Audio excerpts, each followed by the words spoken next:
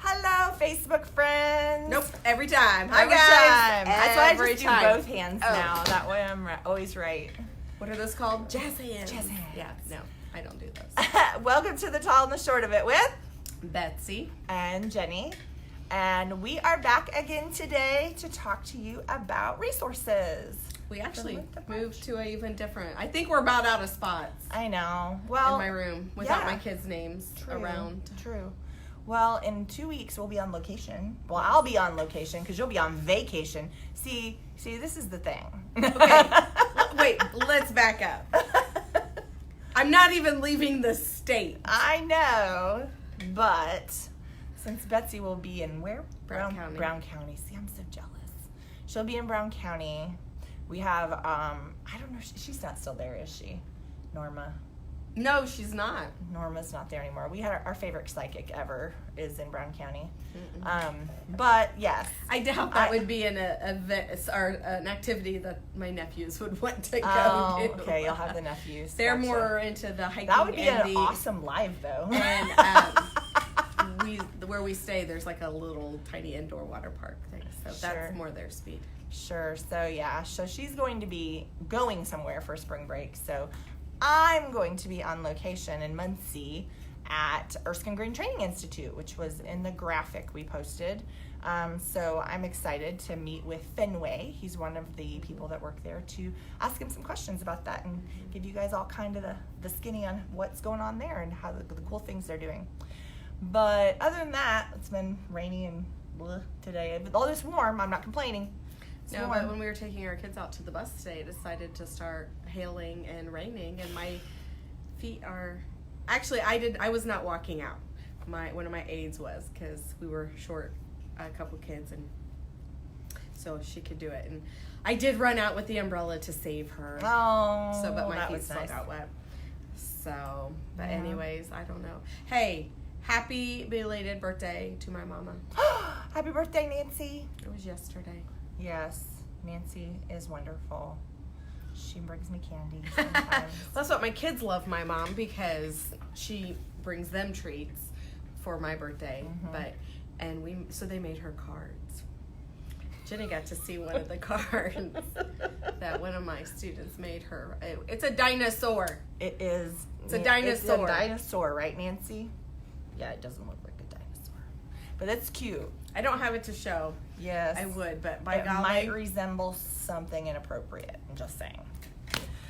Okay, you can use your imagination, Facebook land. All right. It was pretty fantastic, though. It was, yes. Okay, so today our topic is Medicaid waivers, and this is something that we sometimes talk about at school, but not always. But for... Sorry, I'm putting it on Do Not Disturb. That's okay. I just realized. For our kiddos with some of the most significant disabilities, Medicaid waivers are a pretty important thing to know about. Yes. And I will be honest, I don't know as much as I should, so I'll probably be asking a lot of questions. And that's okay. That's okay. It's Jake! It's our number one fan. She's our groupie. She is. Start the fan club, Jake. Start it. Be the president. We want t-shirts. Eventually, maybe someday we will. No, now I'm going to want t-shirts. I'm going to want t-shirts. I can make it happen. I know. With our new logo. I know people. That would be fun. You guys would buy a t-shirt, right? That's the kind of people I know that make t-shirts. Yeah. Mm-hmm. Yeah. I think we'd be having some. My mom, maybe your mom. Jake. Yes. You'd buy a t-shirt, right, Jake? Glad we figured it out. Yeah. Jake, we'd have a number one fan on it. On it, or fan club president on yours. Yes, fan club president for sure. All right, so Medicaid waivers. This is, like I said, it's not a complex process, but it's time consuming. Let's just say that. Because of what, well, anything with government is always going to be time consuming. Let's just say that right now. Hi, Jessica. So there are two kinds of Medicaid waivers. Sorry, two kinds of Medicaid waivers we're going to talk about today. One of them is a developmental disabilities waiver that includes autism now. They think they used to be separate waivers and now they're together. So developmental disabilities waiver, including autism for school-aged and adults.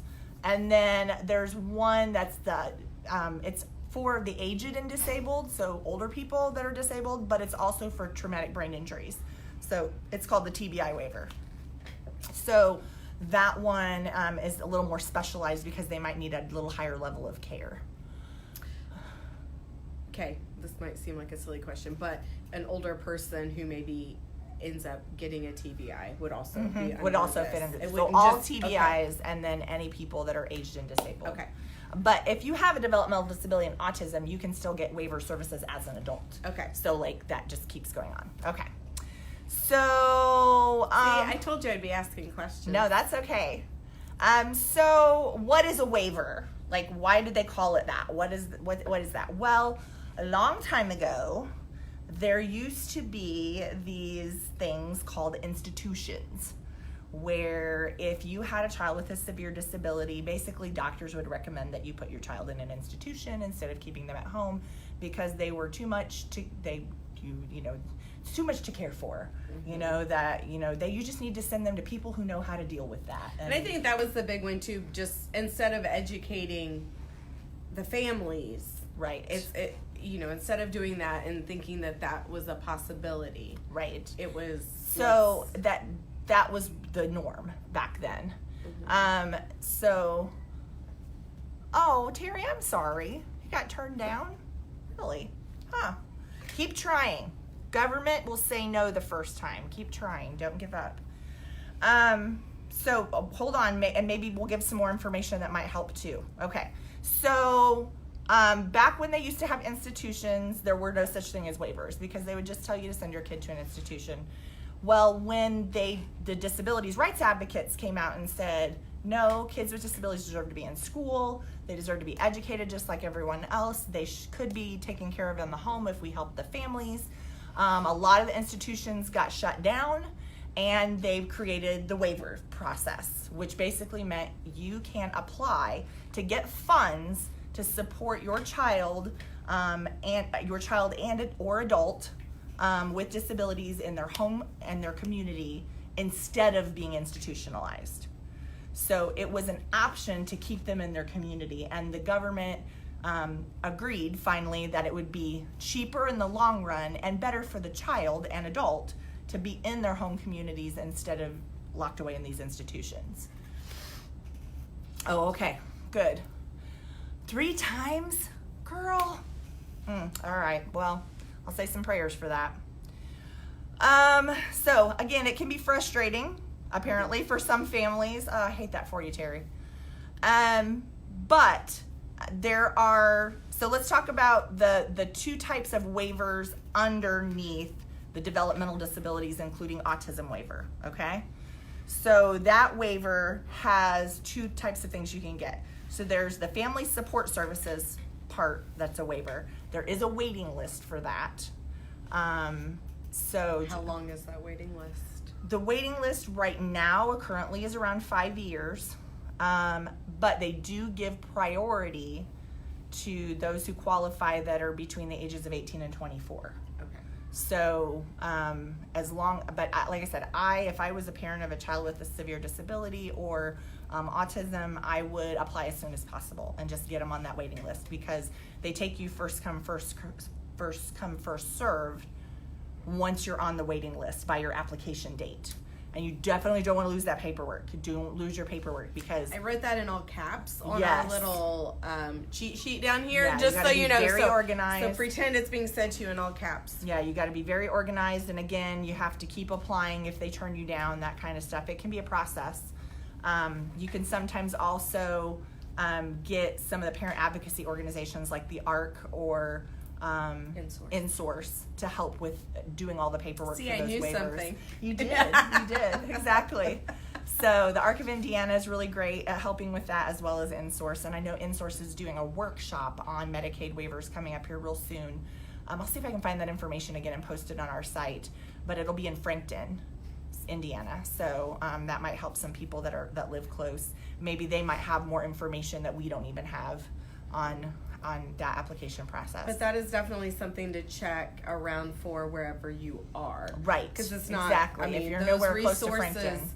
Are not just right here. They are. Exactly. I guarantee you if they're doing one here in Frankton, they're probably doing several others around the state as well.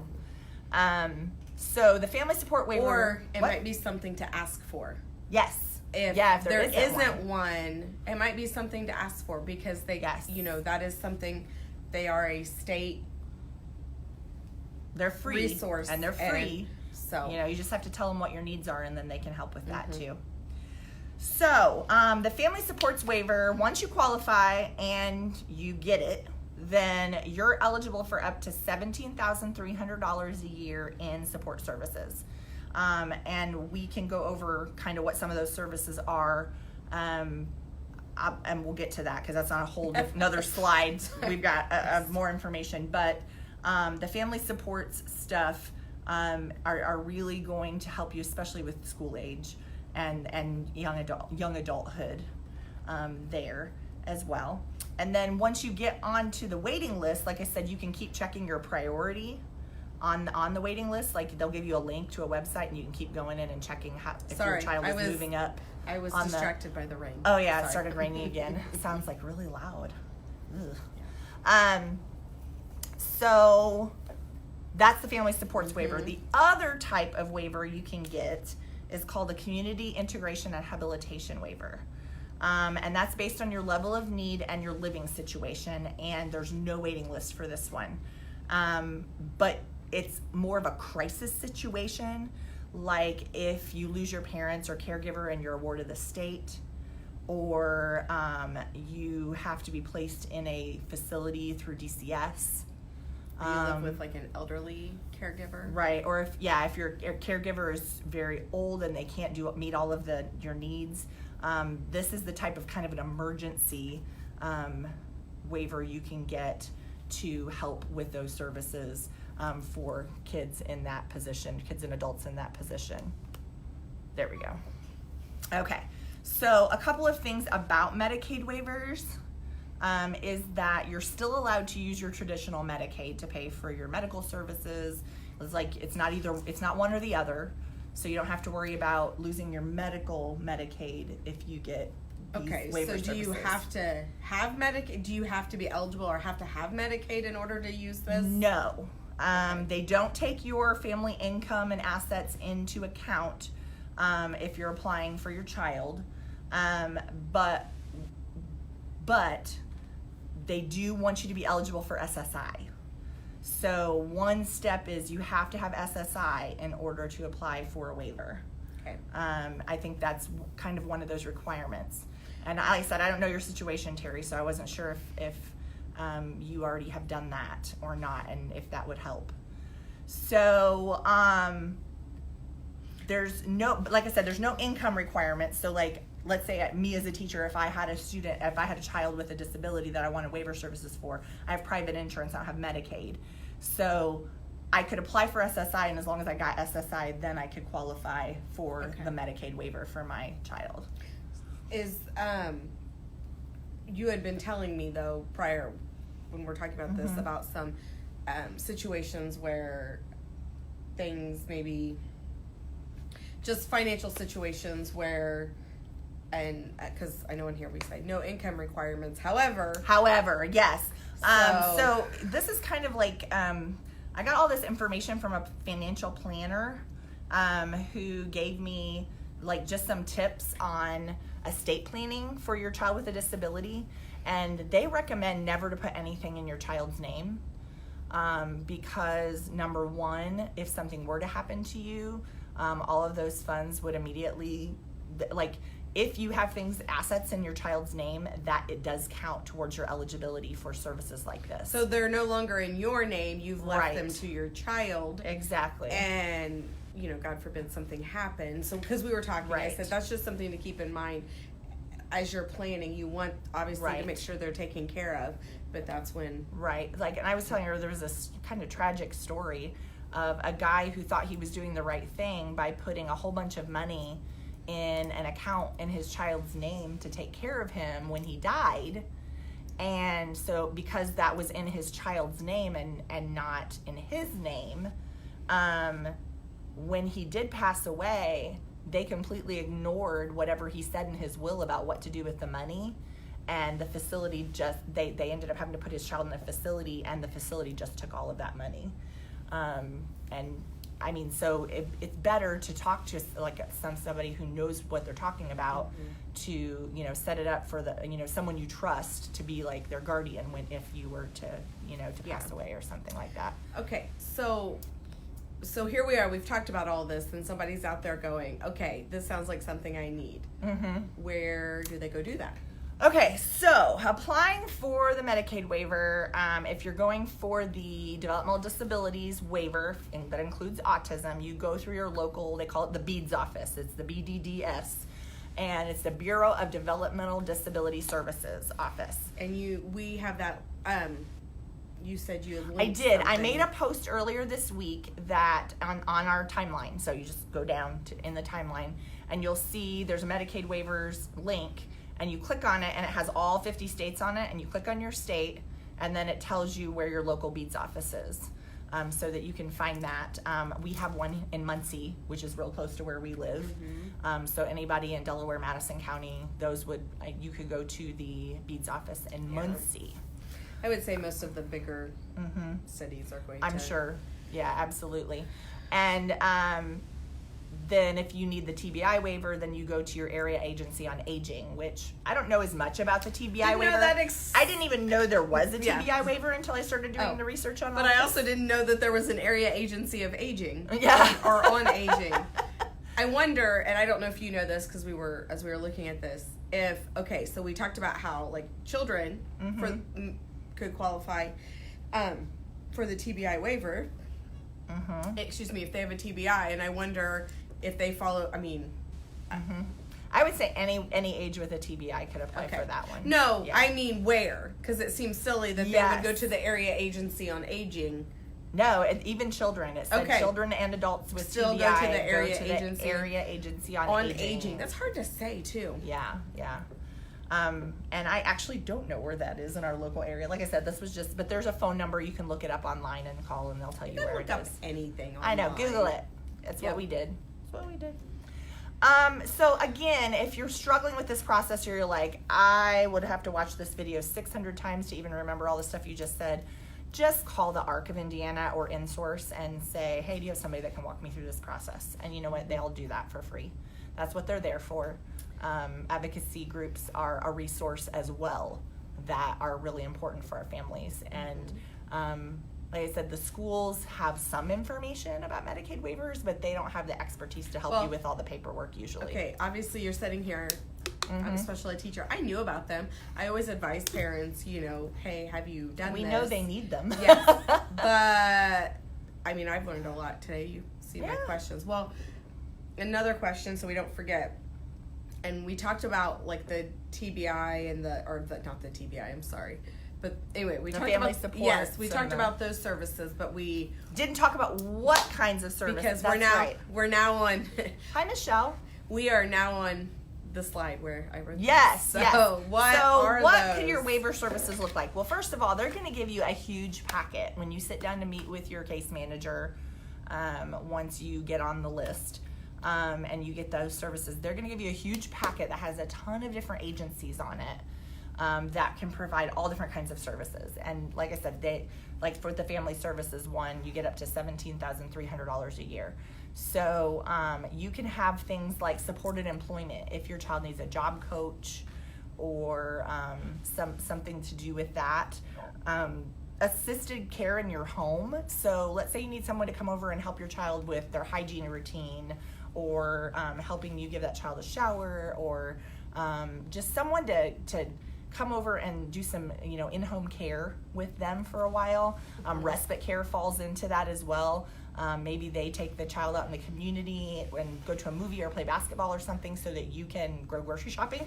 Those kinds of things, or have a date night with your husband. That'd be amazing. The case management services in and of itself is part of your waiver services, so you'll be assigned a case manager that will help you access all the services. Behavior support services, if your child has some, pretty extreme behaviors and you need help with that, they can provide those services. Any therapies that your child might need, including medical therapies or mental health therapies. And then adult day services like sheltered workshops or, day programs where they can go and just not be on your couch all day. That's a good thing, right? And then transportation. If they need to, maybe they can't get a driver's license and they need transportation to and from medical appointments or work. So Medicaid waiver services are a great support for families that really need those. And like I said, I just can't say enough. All I can say is that parents I've talked to that have them can't say enough about what a help it is to them to have those services. Like I said, I've kind of reached the extent of all my knowledge of how they work, but at the same time, and let me say this too.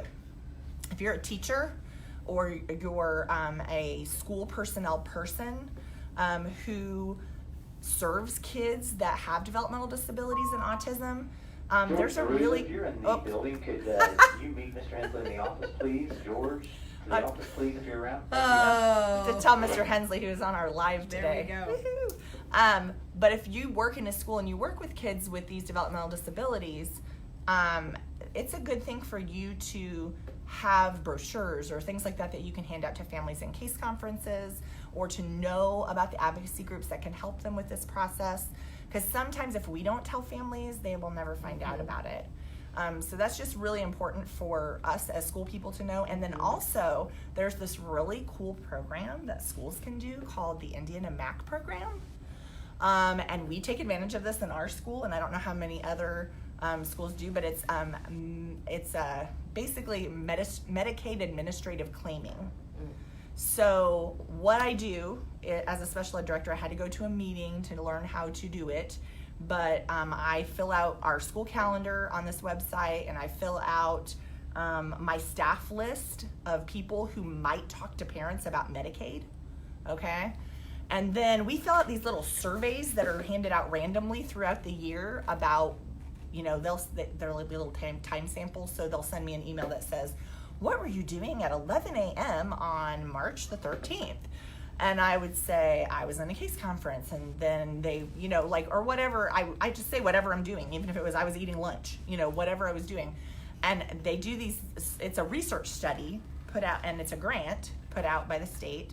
And then if everybody fills out their surveys and turns them in, we actually get money for our school for being a part of the study. So if your school's not doing Medicaid administrative claiming, it's called the Indiana MAC program. Talk to your special ed director about that, because that's a way for your district to get more money, and it's really super simple. Like there really isn't much to it, to just fill out a simple survey a couple times a year.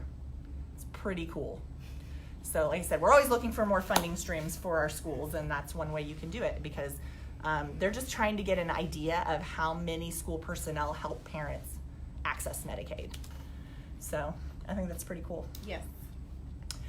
All right, well, I think that's it and all we have for today's live. Hey guys, I promise I'll talk next week. Yeah, next week is mostly her with me asking all the questions. Because next week, what are we doing, Betsy? Well, I want to talk about technology resources, mainly apps, but not like the apps like that you might think. I have been finding some apps that are just really helping kids in a different way, not necessarily like if you think about drill and skill, like that kind of things, like looking at it as a resource to help our students in different ways than possibly just academically, which is what, and I'm not saying that's bad. I mean, I use them all the time. We use it for almost every subject in my room as a piece of it.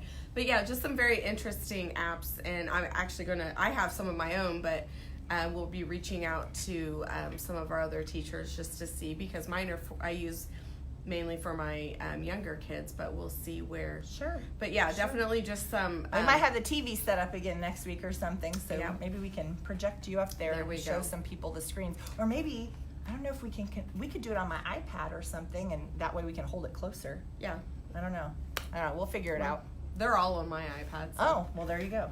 It might be easier to just Because be I like, do "Yay." use them up, like if we use it as a class, we'll do it on the Apple TV. So. Awesome. So, like I said, Betsy will be the one doing most of the demoing next week, and then I'll be the one asking lots of questions, I'm sure, because I don't use these from day to day. So I'm excited to learn about them too. All right, well, that is it for the tall and the short of it for today. We hope you guys have an amazing rest of your day and a good weekend. All right. All right, bye. Bye, guys. Look, I did it. Yay!